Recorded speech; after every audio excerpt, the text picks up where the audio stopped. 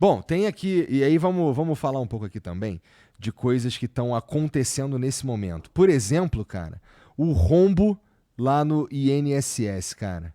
Vamos lá. Esse rombo no INSS aí tá em 6 bilhões, é isso? 6 bilhões de reais. Esse é só... Não, primeiro assim, Ah, não é o rombo, né? Porque o rombo no INSS é muito maior, que é o déficit da Previdência, Tá. né? São centenas de bilhões. Esse é o roubo O do roubo. INSS. O roubo é de 6,2 bilhões só na fraude das associações e dos sindicatos que descontavam do aposentado sem o consentimento dele. Mas está tendo uma investigação agora sobre a fraude no consignado do INSS, que envolve, né, todo consignado envolve aí 60, 90 bilhões de reais, né? Então tem um potencial de estrago maior. como que volta de um buraco desse, cara? Não volta, né? Mas dá uma merda isso daí gigante. Calma, você tá falando do...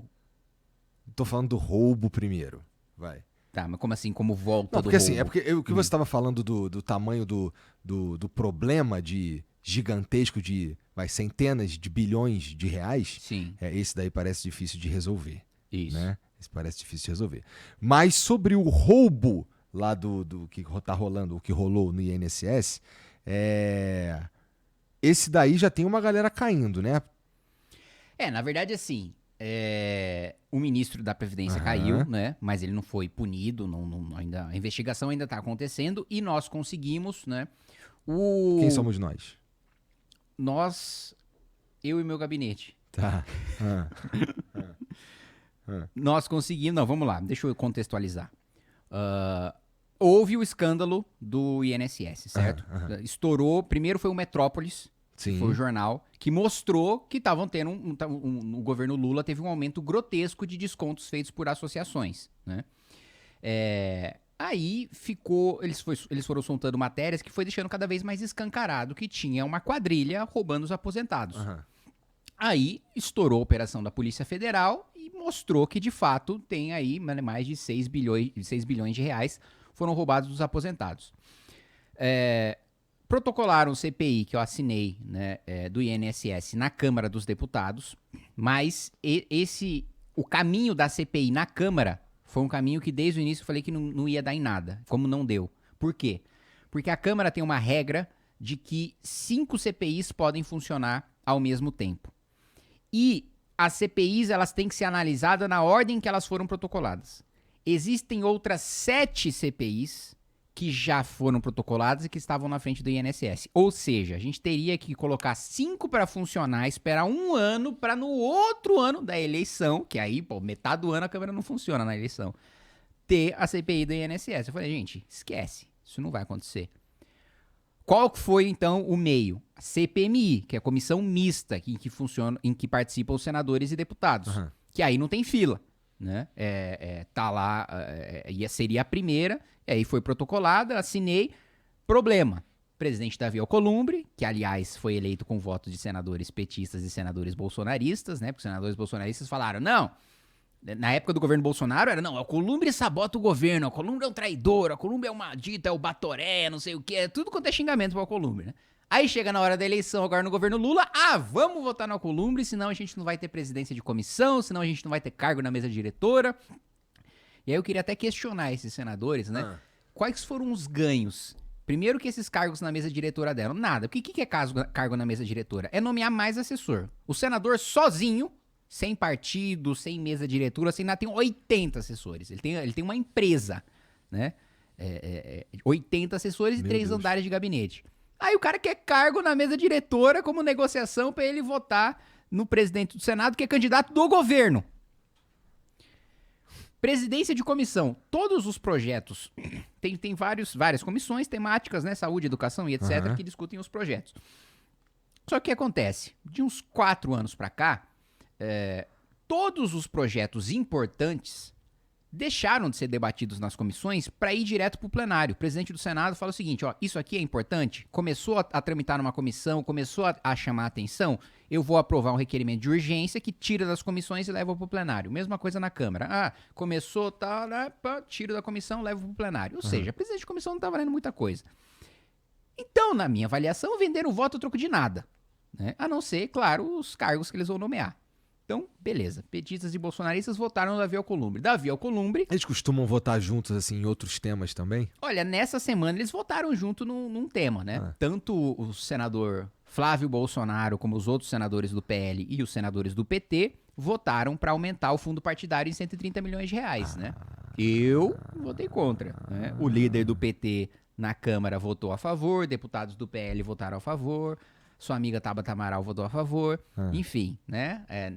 Na hora né, de vamos encher o bolso dos nossos partidos, tá todo mundo junto lá, né? Não tem bolsonarista, não tem petista, aí tanto que você vê que não tem ninguém falando. Por que não tem ninguém falando? Porque todo mundo votou, né? Aí não tem interesse de falar, né? Ah, vou falar da hipocrisia do petista, vou falar da hipocrisia do bolsonarista. Eles estão votando junto, mas vamos lá. Só pra te dizer que tem outras ocasiões sim que eles votam juntos. Várias. E aí, Davi Alcolumbre, eleito presidente do Senado, ele que tem o poder de abrir uma comissão mista, né, um parlamentar mista de inquérito. Obviamente que ele faria de tudo para ajudar o governo Lula, porque ele foi o candidato do governo e teve o apoio do governo, e todo mundo sabia que ele ia ter o apoio do governo, né? Assim, me impressiona a gente que acredita ainda na desculpa que foi dada por senadores, entre aspas, de direita para votar no Davi Alcolumbre. Mas, enfim. Por que entre aspas de direita? Porque o cara Porque ele vem de um discurso de direita. Tá? Estamos falando dos caras mais bolsonaristas? Ele diz que defende pautas de direita. Tá. Mas aí ele vende o voto dele por cargo na mesa diretora. Então, assim, ele pode ter um discurso de direita, ele pode até votar projetos de direita, ele pode apresentar projetos de direita, só que ele não acredita naquilo, né? Ele é um oportunista, ele utiliza o discurso só pra se eleger. É um jeito pra ganhar voto. Mas ele não acredita naquilo, né? Enfim. Entendi. Aí o Davi barriga, né, a abertura da CPI o máximo que ele pode. E aí o que eu fiz? Eu ingressei com mandado de segurança no Supremo Tribunal Federal, argumentando o seguinte... Foi lá encher o saco do STF. Exato. Mas nesse caso, devidamente, para ser cumprida a Constituição. Não para derrubar a vontade da maioria do Congresso. Eu ingressei no Supremo Tribunal Federal argumentando o seguinte: olha, o próprio Supremo, na CPMI da Covid, que o Pacheco não queria abrir, argumentou que CPI é direito de minoria. Afinal de contas, o governo não quer investigar a si próprio. Então é direito da oposição. Se é direito da oposição, temos requisitos formais para apresentar uma CPI. Quais sejam? Número de assinaturas, fato determinado, período determinado. Se tem esses 3 requisitos, logo, independentemente da vontade do presidente da Câmara ou do presidente do Senado, a CPI deve ser aberta. Eu ingressei no Supremo, o relator foi o Fux deu 10 dias pro Alcolumbre se explicar. No meio desses 10 dias, agora, nessa semana, terça-feira, ele abre a CPMI. Entendi. Então, tá rolando. Então agora vai ter as indicações, né, dos partidos para os integrantes da CPMI, e a grande disputa agora é saber quem vai ser o presidente e quem vai ser o relator. Porque o presidente, primeiro, porque eu posso ser um membro da CPMI.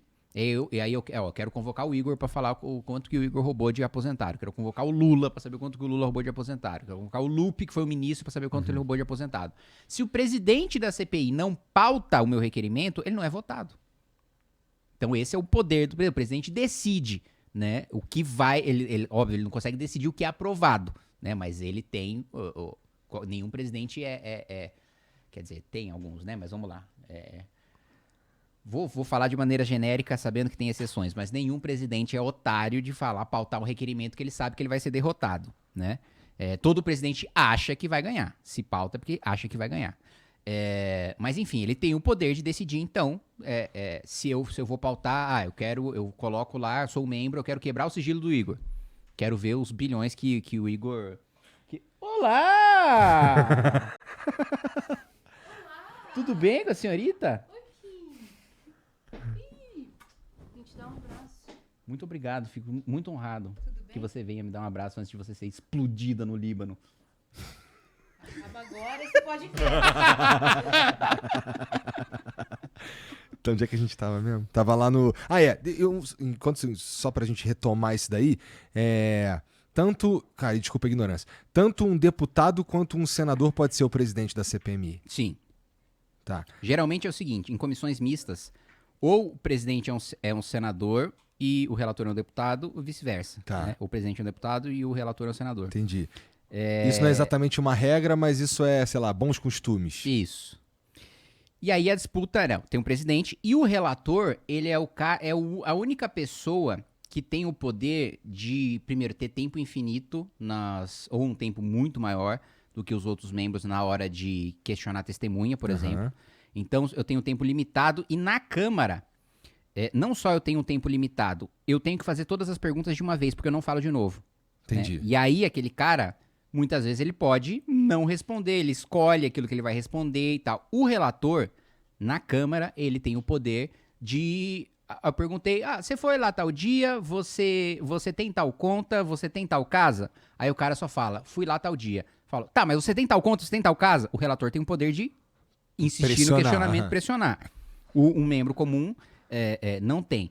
No Senado, parece que os membros podem fazer esse bate-bola, mas o tempo deles é muito mais limitado do que o do relator. De todo modo, o relator é quem dá o voto final. Então, ele decide qual que é a CPI, ela termina em quê? Em pizza? Em pizza. Mas a CPI, formalmente, né, ela para terminar em quê? No indiciamento, né? E eu reconheço, porque a CPI é o quê? A CPI é um inquérito policial. É como se fosse uma delegacia, só que feito por parlamentares e público. Então, ela termina no indiciamento, que se eu indicio o Igor, significa, olha, atenção, Ministério Público, Procuradoria-Geral da República. Nós que fizemos esse inquérito, concluímos que há indícios de materialidade, ou seja, o crime aconteceu, e de autoria, ou seja, foi o Igor que cometeu. Então vai lá e apresente uma denúncia, tome a providência que você acha que tem que tomar. E isso é o que conclui a CPMI.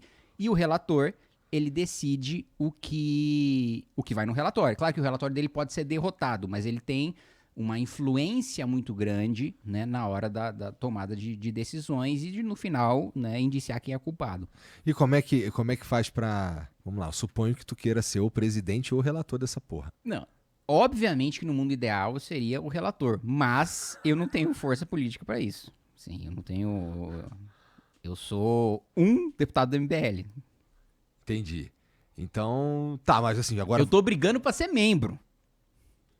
Começa aí, dentro do meu próprio partido, tem muita gente que quer ser membro da CPMI. E aí eu tô brigando pra ser um dos membros, porque assim, tem mais de 20 pessoas que pediram, e a gente vai ter o quê? 3 vagas. Entendi. Caraca, bom, tem que... Boa sorte.